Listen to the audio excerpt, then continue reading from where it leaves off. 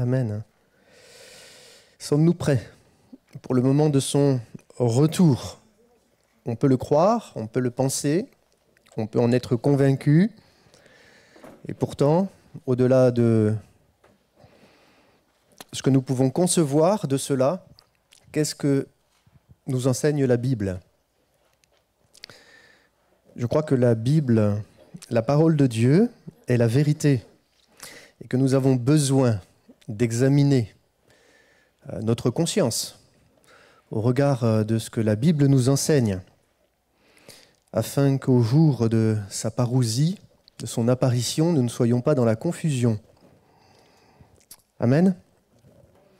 Ça serait dommage de ne pas vivre ce temps où il viendra nous chercher pour revêtir notre corps glorieux et immortel, pour régner avec lui. Ce serait dommage de ne pas vivre cette expérience glorieuse en sachant qu'ici-bas sur la terre, nous avions été au contact de cette vérité. Mais nous n'avions pas peut-être pris totalement conscience de démarches essentielles pour être un chrétien authentique. Être un chrétien, ce n'est pas comme avoir un petit badge. Vous savez, parfois, pour marquer notre identité, notre appartenance à un groupe social ou à une idéologie ou à une association, je ne sais quoi encore, ou par solidarité, on porte un signe. Vous savez, c'est un peu la mode aujourd'hui. Quand on allume la télé, il y en a beaucoup qui portent des signes, des symboles, comme des pins, pour dire qu'ils sont solidaires ou qu'ils appartiennent à telle ou telle catégorie de la population, ou qu'ils croient en telle ou telle chose, en telle idéologie. Mais être un chrétien, c'est pas porter une étiquette.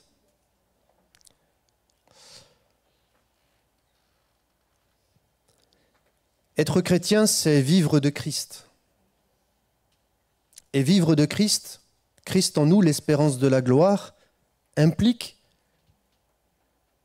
des démarches de l'homme, implique des choix, implique une consécration.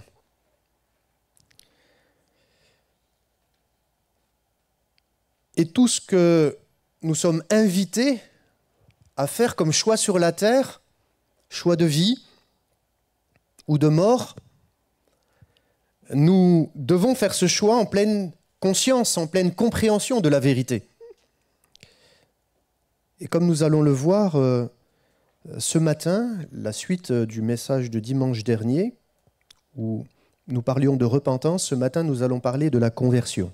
Alors, pour réintroduire ce temps de méditation, nous reprenons ce texte dans le livre des Actes, chapitre 3, versets 18 à 21. L'apôtre Pierre va prêcher la parole de Dieu. Il écrira ceci: « Mais Dieu a accompli de la sorte ce qu'il avait annoncé d'avance par la bouche de tous ses prophètes, que son Christ devait souffrir. Et il dira, repentez-vous donc et convertissez-vous, pour que vos péchés soient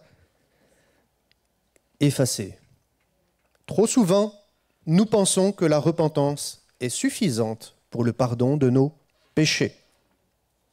Eh bien, ce n'est pas biblique. Il n'y a pas que la repentance. Il y a également la conversion. Et ces deux verbes se conjuguent lorsque nous prenons connaissance de l'identité messianique de Jésus. Il est à la fois, à travers une image, l'agneau de Dieu qui ôte le péché du monde, il est le sauveur, mais il est aussi le lion de la tribu de Juda, le roi des rois, le Seigneur des seigneurs. Nous remarquons en lisant les évangiles que Jésus parle de la bonne nouvelle du royaume de Dieu. Et quand on parcourt les paroles de Jésus, qu'on en prend connaissance, on découvre qu'il est question d'un royaume. Amen. D'un royaume que nous sommes appelés à vivre, dans lequel l'homme est invité à entrer. Un royaume qui n'est pas de ce monde, mais qui se vit par la foi et préalablement dans nos cœurs. Et si la repentance est liée, est rendue possible, c'est-à-dire la restauration de la relation avec Dieu est rendue possible par l'œuvre de la croix, une vie consacrée à Dieu, libérée du pouvoir du péché et de la mort, est possible par une authentique conversion. Dans la mesure où nous laissons Christ, le lion de la tribu de Juda, régner dans nos vies. Le fondement d'une vie nouvelle, d'une vie chrétienne, est donc la combinaison, la conjugaison de deux verbes qui sont liés à deux démarches libres, volontaires, réfléchies et personnelles. Et ces deux démarches sont explicitées, comme nous avons pu le lire ce matin à travers ce texte dans le livre des Actes des Apôtres. Est-ce que nous savons faire la distinction entre la repentance et la conversion? Dimanche dernier, nous avons vu, et ce message est disponible sur Internet, sur YouTube, sur notre page ADD La Piétrine, nous avons vu ensemble que finalement la repentance, et c'est la conclusion du message de dimanche dernier, est un retour vers celui que nous avons offensé. Et cette repentance peut impliquer trois personnes. Cela signifie que la repentance est la restauration de nos relations. Des relations qui ont été abîmées, des relations qui ont été brisées, mais que Dieu peut rétablir. Amen. Et donc, c'est une restauration tripartite. Elle restaure cette relation à Dieu, à l'Éternel, elle restaure cette relation à soi-même, cette mauvaise image de nous-mêmes, et puis elle restaure cette relation à notre prochain. Vous remarquez que l'œuvre de la croix, Jésus a été crucifié sur deux poteaux, un poteau vertical, un poteau horizontal. Le poteau vertical relie la terre au ciel. C'est notre cœur à Dieu. Mais le poteau horizontal sur lequel ces deux mains ont été percées nous relie les uns aux autres. C'est la restauration des relations humaines. Finalement, c'est pour cela que nous comprenons que le message de la grâce, le message de la croix, c'est un message de réconciliation. Amen. Et Dieu fait de nous des ambassadeurs de Christ dans ce monde. Et il nous communique à travers le témoignage d'une vie transformée, une parole, un message. Nous sommes, vous et moi, un message de Dieu pour ce monde. Et ce message dit en substance, soyez réconciliés avec Dieu. Amen. Parce que quand on est réconcilié avec Dieu, il nous donne cette grâce de pouvoir être réconciliés les uns avec les autres. Et c'est dans la mesure où on peut vivre cette réalité de la restauration de nos relations avec notre prochain que se mesure l'authenticité d'une restauration avec Dieu.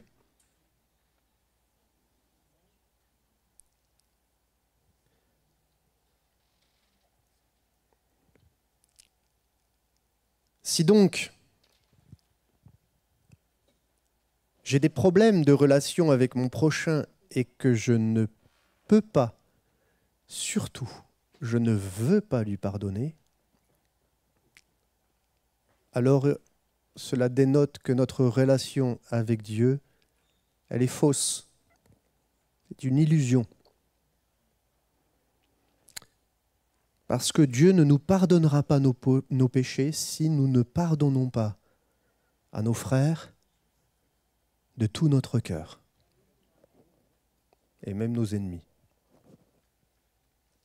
Oui, nous devons aimer. L'amour implique le pardon. Je ne sais pas si vous êtes d'accord avec moi. Mais c'est difficile d'aimer quand il y a de la colère, de la rancune, de l'animosité, des querelles. C'est logique, hein? Pour que l'amour existe, il faut que le pardon se manifeste. Aimez-vous les uns les autres. Et c'est à cela que le monde verra que nous sommes ses disciples. La première étape vers une vie transformée, vers une vie changée, c'est une repentance. Il faut donc confesser nos péchés à Dieu et les uns aux autres. Comme l'œuvre de la croix, deux morceaux de bois qui se rejoignent, qui s'associent ensemble. Confesser nos péchés à Dieu, c'est facile. C'est très facile. Ou alors, il faut vraiment être un orgueilleux. Mais confesser nos péchés les uns aux autres, c'est plus compliqué. Ça demande de l'humilité. Mais la Bible dit que l'humilité précède la gloire. Alors que l'orgueil mène à la ruine, à la perdition éternelle. Que Dieu nous accorde la grâce de toujours être dans une dynamique de vie où la relation à l'autre est importante. Et cette relation à l'autre, nous devons veiller à ce qu'elle ne s'abîme pas, à ce qu'elle ne se détruise pas. Et dans cette relation à l'autre, l'amour implique le respect. Vous savez, nous avons tous une vie privée et une vie publique. L'amour implique de respecter la frontière entre la vie publique et la vie privée. On n'a pas à se mêler de l'affaire des autres. Chacun est libre de ses choix. Bien sûr, s'il y a des mauvais choix, on peut prier. Si on nous invite à nous donner notre avis, on peut conseiller.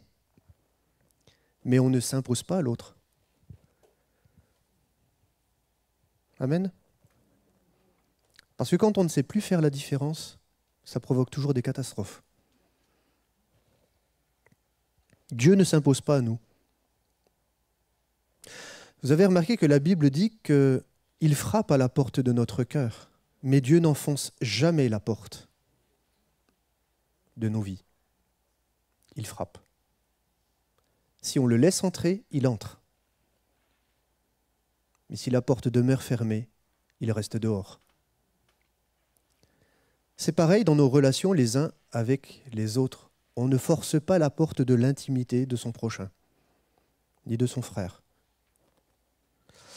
Parce que de toute façon, partager son cœur, cela est vrai que dans une relation de confiance, qui se construit dans le temps. Et être des frères et des sœurs, ce n'est pas forcément être des amis. C'est différent. Et être des amis, ce n'est pas forcément être des confidents. Tout se construit dans le temps. Il y a différents types d'amour, et vous le savez dans la Bible. On s'aime, oui, parce qu'on est des frères. L'amour qui nous relie un ami est à un degré supérieur, souvent.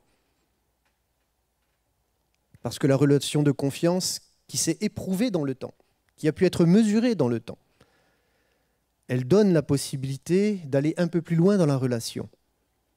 Mais on ne se confie pas à tous ses amis non plus. On peut avoir différents types d'amitié qui n'impliquent pas pourtant qu'on partage tout. Et la seule personne avec laquelle, sur la terre, nous devrions avoir le plus haut degré d'intimité, c'est son conjoint. C'est pour ça que j'ai dit sur la terre, je précise. En tant qu'être humain, c'est son conjoint. et au-delà de notre conjoint, c'est Dieu. La deuxième étape vers une vie nouvelle, pardonnez-moi cette parenthèse, c'est la conversion. On ne peut pas prétendre être converti si ma conversion n'est pas fondée sur certaines choses. Alors, on va voir ensemble ce que n'est pas la conversion. Parce qu'on peut penser être converti sans l'être. On va dire, mais moi je suis chrétien. Il y a beaucoup de personnes que je peux croiser dans la rue, que vous aussi probablement. Moi je suis chrétien. Ah, t'es converti? Ah oui, oui, je suis converti. D'accord. Ils sont convertis, mais ils vivent dans le péché. C'est bizarre. Déjà, ça, c'est une anomalie. Parce qu'il ne peut pas y avoir de conversion authentique sans une repentance profonde. Et parce que la conversion, on va voir ce qu'elle implique dans notre vie. Alors, le premier aspect qu'on va voir ensemble, on peut passer le diaporama. Encore? Ah oui, j'avais pris ça. C'est vrai. Est-ce que ça marche? Oui, non? Non. Allez, on passe la diapo. Donc, première étape vers une nouvelle vie. On a vu la repentance, on passe. On passe. Oui. Voilà. Ça, c'est ce qu'on avait vu comme conclusion dimanche dernier. Alors, la deuxième étape vers une vie nouvelle, la conversion. Allez, on y va. On va voir ce que c'est. Acte 26, 20, à ceux de Damas d'abord, puis à Jérusalem, dans toute la Judée chez les païens, j'ai prêché la repentance et la conversion à Dieu avec la pratique d'œuvres dignes de la repentance. Donc on peut mesurer une repentance aux œuvres, aux fruits qu'elle va porter dans la vie d'une personne. Demander pardon à Dieu, c'est bien, mais quand elle est authentique et profonde, sincère, alors le Saint-Esprit va amener un changement. Il va y avoir des fruits qui vont permettre à la relation d'être restaurée, à la confiance de reprendre sa marche, si je peux me permettre cette expression. C'est comme un reset finalement, la repentance. On repart à zéro. Amen. Dans la relation. Passons la diapo.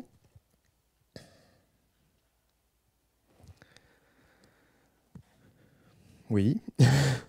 Je ne sais pas ce que j'ai fait comme diaporama, mais ce n'est pas grave. Alors, ce que n'est pas la conversion. C'est bizarre, passe la diapo s'il te plaît. Non? Ok, bon. Alors, je ne sais pas ce qui s'est passé, mais ce n'est pas grave, on va continuer. Ce que n'est pas la conversion. La conversion, ce n'est pas la repentance. On le voit, repentez-vous et convertissez-vous. Est-ce que nous savons faire la distinction?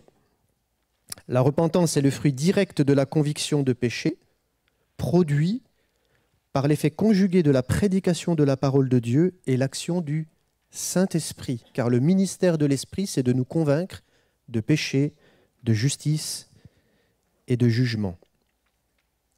Il ne peut donc y avoir de repentance profonde si nous ne sommes pas au contact de la parole de Dieu et l'action du Saint-Esprit. Lire la Bible est un préalable. Passer du temps devant Dieu est un préalable. Et venir à l'Église fait partie de ce temps où nous venons devant lui. Mais cela ne saurait se soustraire à cette communion que nous devons avoir personnelle avec Dieu chaque jour. Si quelqu'un n'a pas de Bible, qu'il vienne en demander une. La conversion ne peut faire que suite à une réelle repentance. Si je dis je me convertis à Dieu, je veux lui donner ma vie, mais que je ne me repens pas de mes péchés, ce n'est pas une conversion. C'est une adhésion. On est d'accord. Mais il n'y aura pas la puissance de Dieu qui nous permet de réellement changer de vie. L'un est indispensable. Ils se conjuguent ensemble. Repentez-vous et convertissez-vous.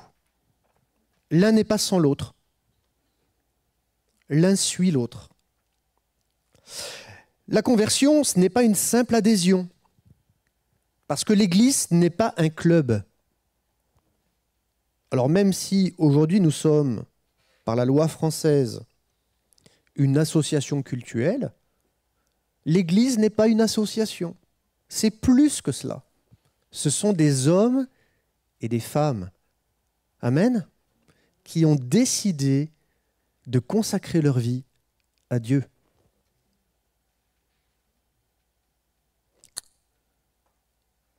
L'Église, et notamment dans le domaine de la conversion n'est pas le fruit d'une émotion. Dieu m'a touché. J'ai ressenti sa présence, je me donne à lui. Ça, c'est dangereux.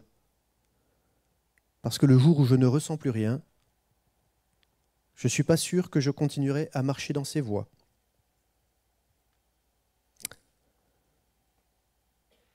L'émotion est une réalité charnelle.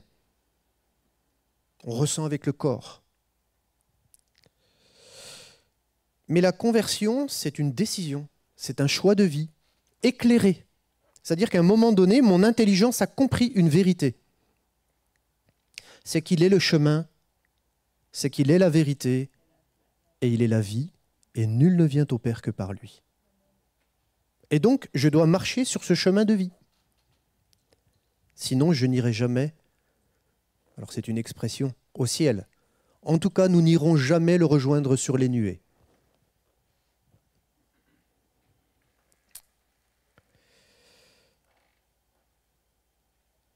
C'est vrai que la parole de Dieu, le chant, l'adoration, nous amène à vivre des émotions. Nous sommes des êtres doués d'émotions. Nous pouvons ressentir des choses. Merci Seigneur que nous puissions le ressentir dans la réalité terrestre.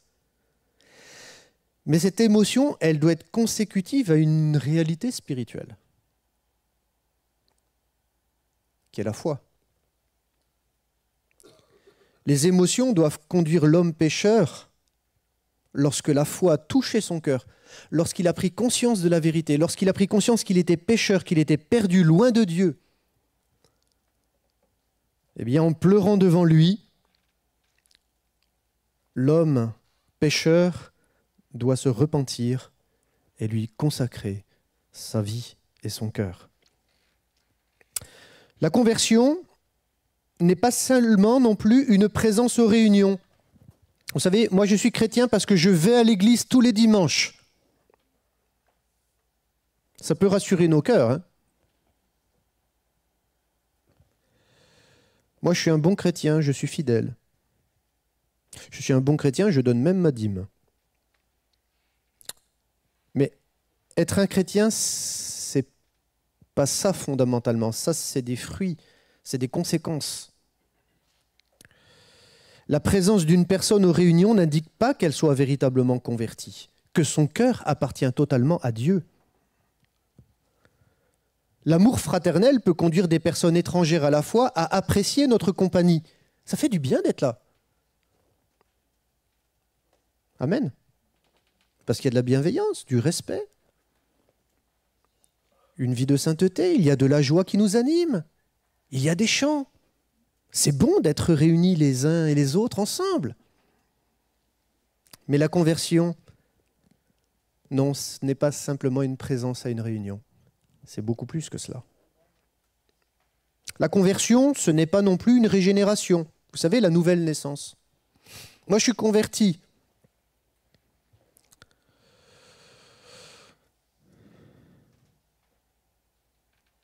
Certains diront, moi, je suis né de nouveau. Je suis enfant de Dieu et on vit comme le monde. On parle comme le monde. On a le langage du monde, on a la mentalité du monde, on a le comportement du monde. C'est un problème, ça, non? Sans avoir conscience du péché.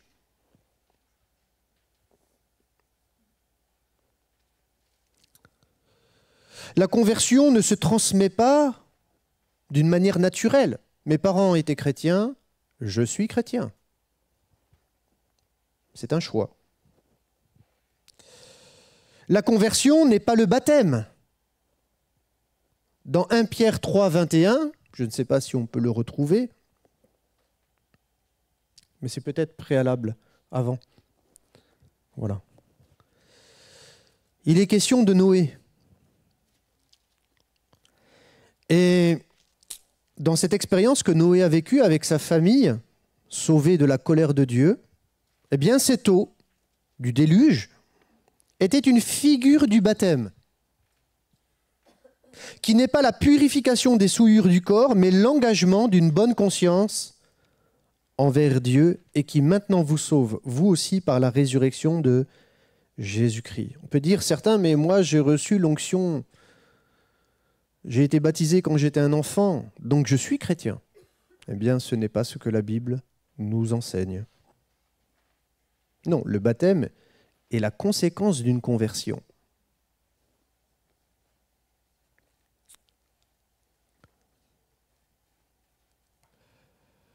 Alors, qu'est-ce que la conversion? Voyons plus loin. Oui, merci. La conversion, premier point, c'est un changement radical. Radical. 1 Thessaloniciens 1,9. On raconte à notre sujet quel accès nous avons eu auprès de vous et comment vous vous êtes convertis à Dieu en abandonnant les idoles pour servir le Dieu vivant et vrai. Est-ce que nous avons tout abandonné pour Dieu? Est-ce qu'il est la priorité? Hier soir, avec les jeunes, on partageait sur un texte. C'était Éphésiens, je crois. Philippiens 1, 21. Christ est ma vie. La mort m'est un gain. Je ne sais pas si on peut tous dire ça. Christ est ma vie, la mort m'est un gain. Mais vous voyez, et je l'ai déjà, je le crois, dit, ici, on a eu le témoignage de pasteurs qui vivent dans des pays où il y a de l'oppression, où il y a de la persécution. Dans certains pays dans le monde, on ne baptise que ceux qui sont prêts à mourir pour Jésus. Parce que le baptême va impliquer une persécution et la mort. Et je crois que je l'ai déjà partagé. Un jour, un jeune dans un pays islamique a fréquenté une assemblée souterraine parce qu'il ne peut pas y avoir d'église. La Bible est interdite. On ne peut pas parler de Jésus librement. Mais cet homme cherchait Dieu. Il cherchait la vérité, au-delà des religions. Il est venu à ses rencontres et Dieu a touché son cœur. Il a compris qui était le chemin. Et en fréquentant cette église, il a compris qu'à un moment donné, la conversion implique que je m'engage par les eaux du baptême. Si je veux vraiment lui consacrer ma vie, mon cœur, si je veux être un témoin de Jésus-Christ dans le monde, je ne peux pas vivre ma foi cachée. Elle va s'exprimer, cette foi. Parce que Dieu va vivre à travers nous. Sa lumière va jaillir à travers nous pour toucher ceux qui sont autour de nous.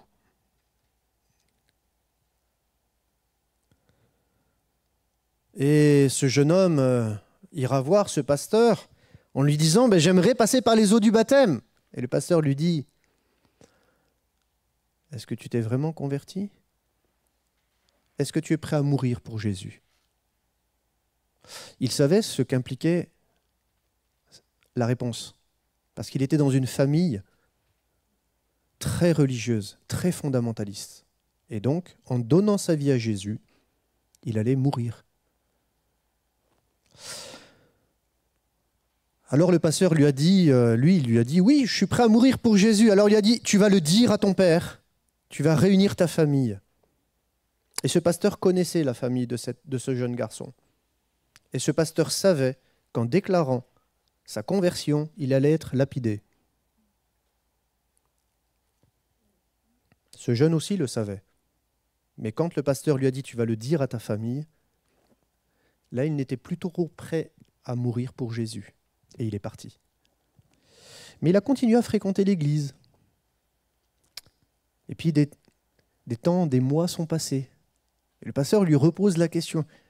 Parce qu'il voit que ce jeune, il est là et qu'il a ce feu intérieur. Il dit, mais alors t'en es où? Est-ce que tu l'as dit à ta famille? Non, je ne l'ai pas dit à ma famille. Et puis le temps continue.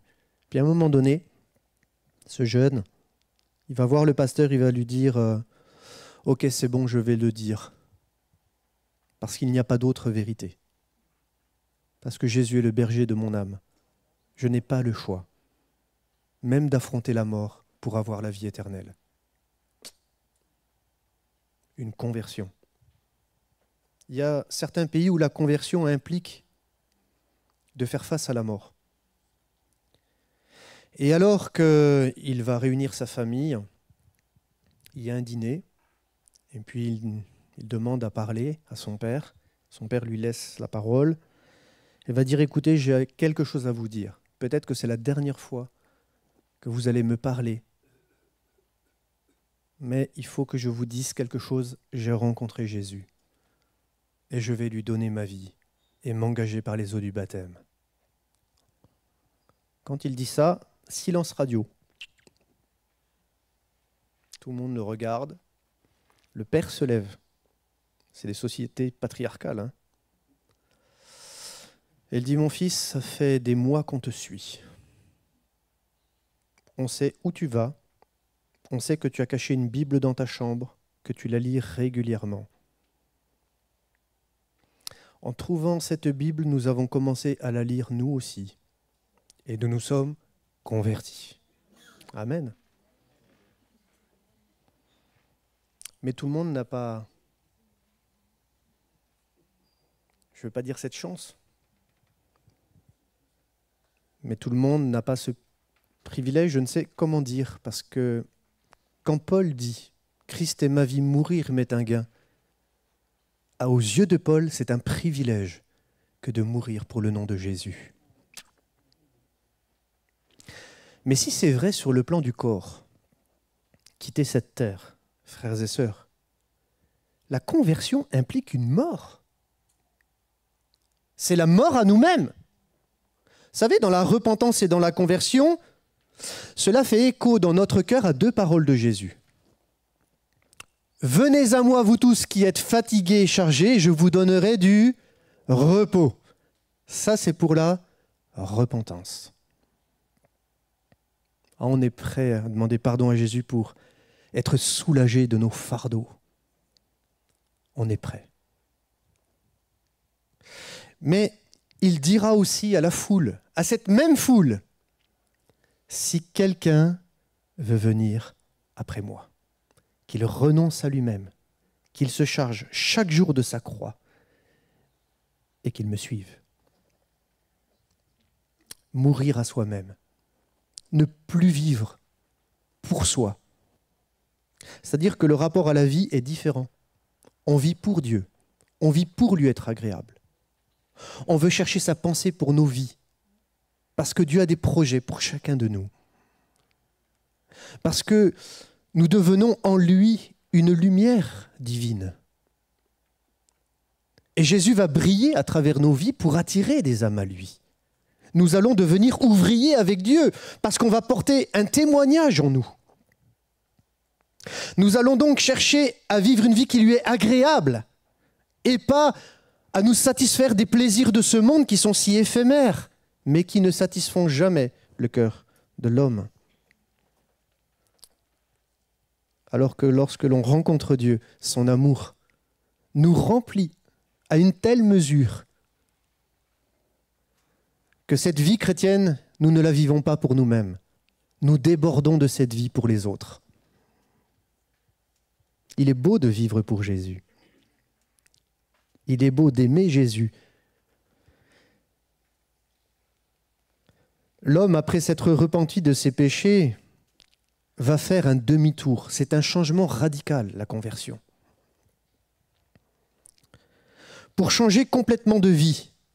Et la vie selon Dieu est en complète opposition avec une vie mondaine. Le royaume de Dieu n'est pas le royaume de ce monde. Il est fondé sur d'autres valeurs. Ainsi, la conversion est l'acte par lequel l'homme va se détourner de son péché, de son ancienne manière de vivre pour suivre Jésus-Christ et faire un choix. C'est le choix de l'obéissance à Dieu. Mais alors, la conversion implique une lecture de la Bible. Parce que si je dis je suis converti et que je ne lis pas les Écritures, mais il y a un problème. Comment je peux prétendre obéir à Dieu qui me parle par les Écritures si je ne lis pas les Écritures?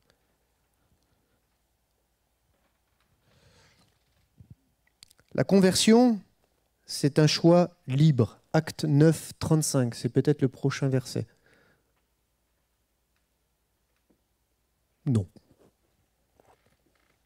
Acte 9, 35, il est écrit « Tous les habitants de Lyde et de Saron le virent et ils se convertirent au Seigneur. » C'est un choix libre. On ne force personne à se convertir, à se consacrer à Dieu, à porter sa croix, à suivre le Maître, à renoncer aux œuvres mortes, à l'impudicité, au mensonge, à la violence, à la cruauté, au faux semblant.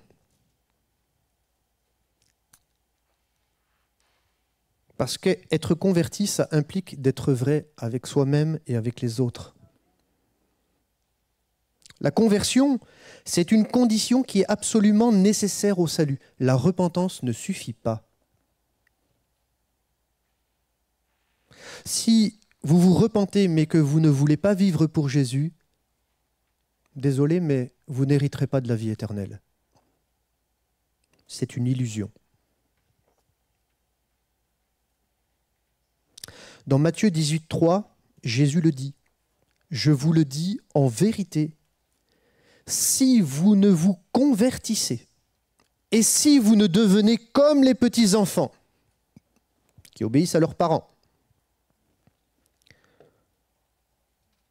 vous n'entrerez pas dans le royaume des cieux. » Il me semble que c'est clair. Certains pourraient dire, oui, mais nos péchés ont été effacés quand même, je me suis repenti. Mais on l'a déjà lu ensemble, Acte 3, 19. Repentez-vous donc et convertissez-vous pour que vos péchés soient effacés.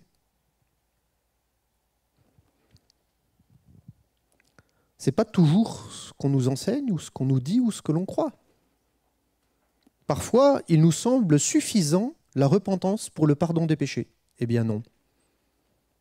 Il faut aussi faire un choix de vie. La repentance, c'est le résultat de l'action de Dieu dans le cœur de l'homme.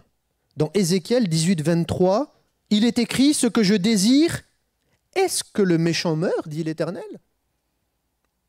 Dieu ne se réjouit pas de la mort du pécheur. Ce n'est pas ce qu'il veut. Mais le salaire du péché, c'est la mort. Ce n'est pas la faute de Dieu, c'est le choix des hommes.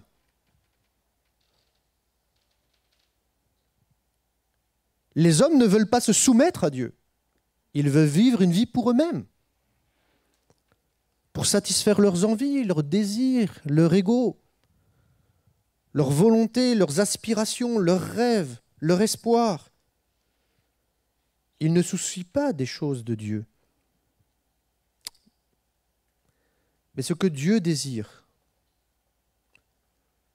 n'est-ce pas qu'ils changent de conduite et qu'ils vivent? C'est ça une conversion. C'est changer de manière de vivre. Et ça implique un rapport au bien et au mal, à la vérité et au mensonge, à l'injustice et à la justice, à l'impureté et à la pureté. Et nous pouvons changer de vie. C'est ça qui est extraordinaire. Et ce qui est encore plus extraordinaire, c'est que lorsque nous faisons le choix de vivre pour Dieu, est-ce que quelqu'un peut se changer lui-même? Non. C'est impossible aux hommes. La seule chose qui est possible, c'est de dire oui à Dieu. De dire oui, je veux. Oui, je fais le choix. Et quand on fait ce choix-là, le Saint-Esprit va venir au secours de notre faiblesse. Parce que nul ne peut se transformer, nul ne peut se changer, nul ne peut changer sa mentalité, nul ne peut changer son cœur. Mais à partir de ce moment-là, le Saint-Esprit vient à notre secours. Et il nous change, il nous transforme. Amen. C'est cette vie nouvelle qu'il nous accorde. C'est beau parce que Dieu nous donne le vouloir et le faire, selon son dessein bienveillant. Par la révélation des Écritures, il va mettre en nous une aspiration à être dans la vérité, à appartenir à la vérité, à être sauvé. Mais qui peut être sauvé? C'est la grâce de Dieu envers nous. Mais cette grâce, pour y avoir accès, il faut l'accepter et il faut renoncer aux œuvres mortes.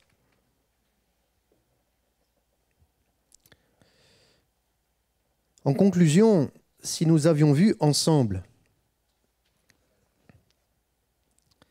que la repentance, c'est la restauration de relations brisées, abîmées, salies par l'œuvre de la croix,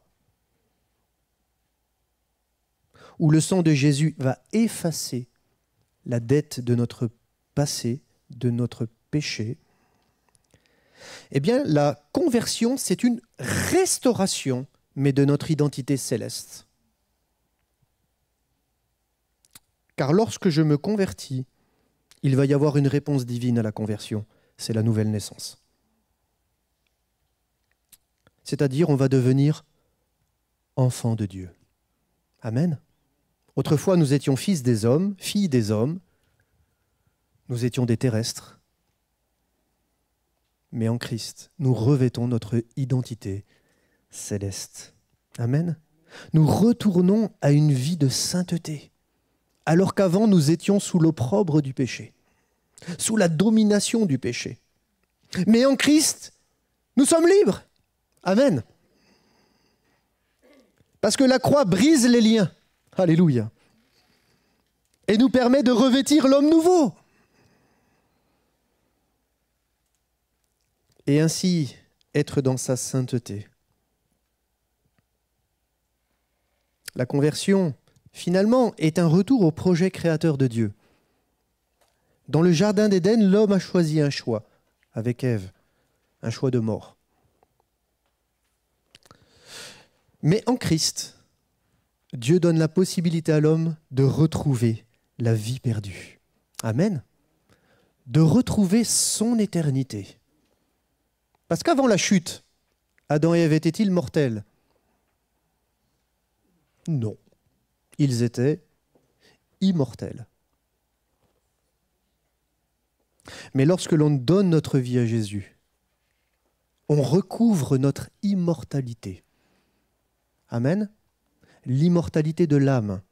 Et si nous allons jusqu'au bout de notre course et que nous lui sommes fidèles, alors il y aura non seulement l'immortalité de l'âme, mais il y aura la rédemption de notre corps, parce que ce corps ne peut pas hériter le royaume de Dieu.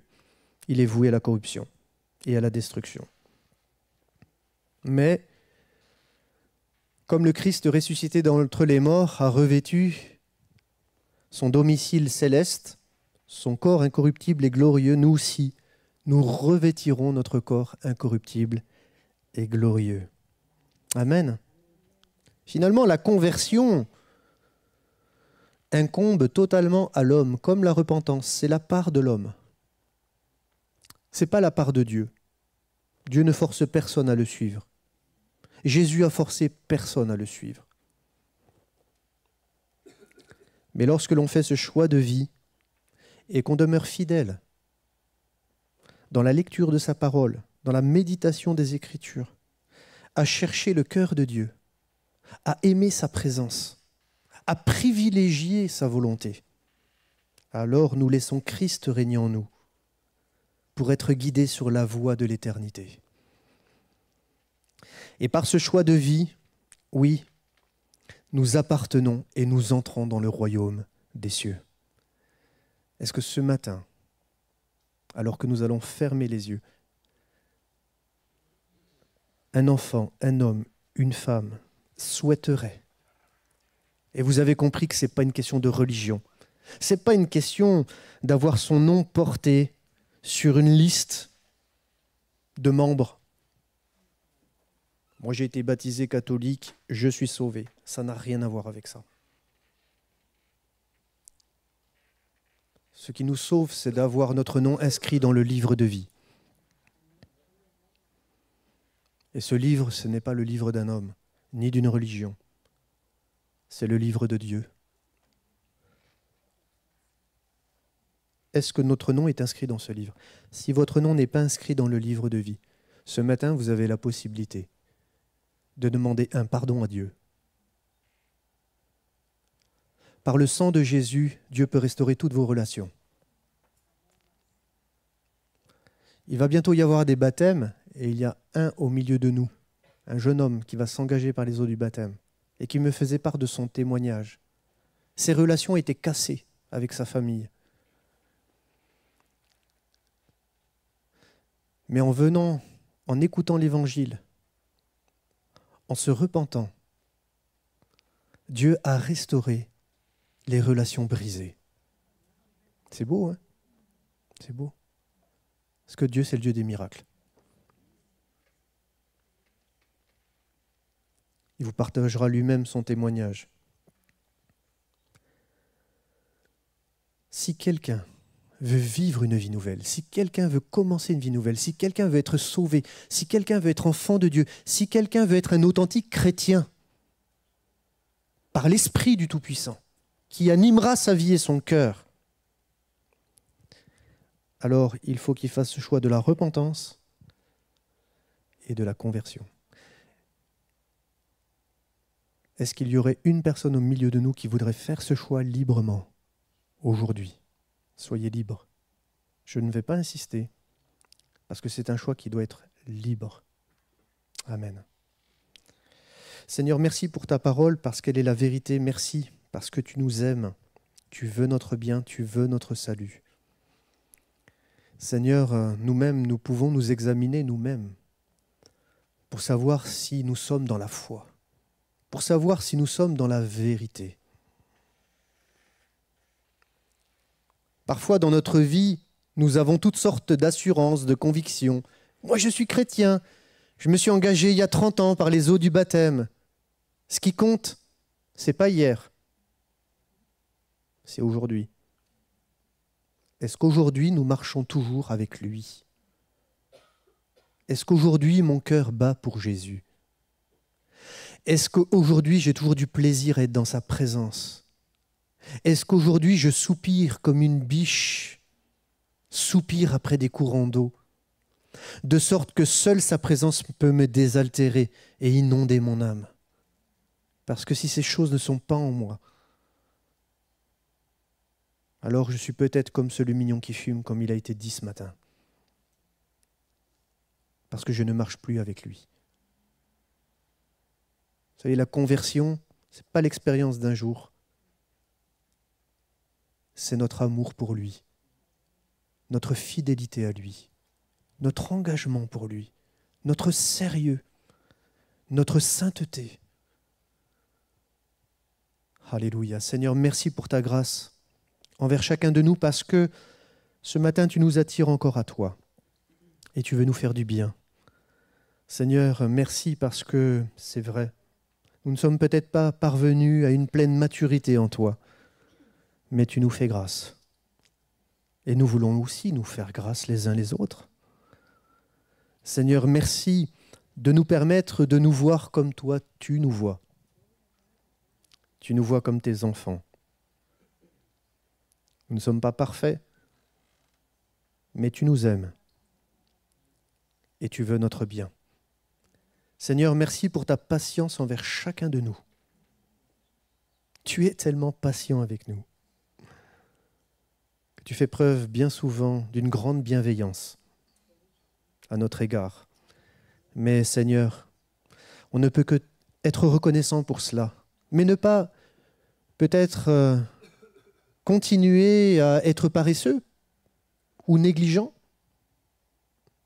Seigneur, nous voulons être sérieux avec toi parce que le salut est une affaire sérieuse.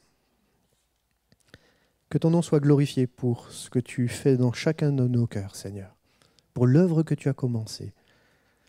Dans le beau nom de Jésus. Amen. Amen.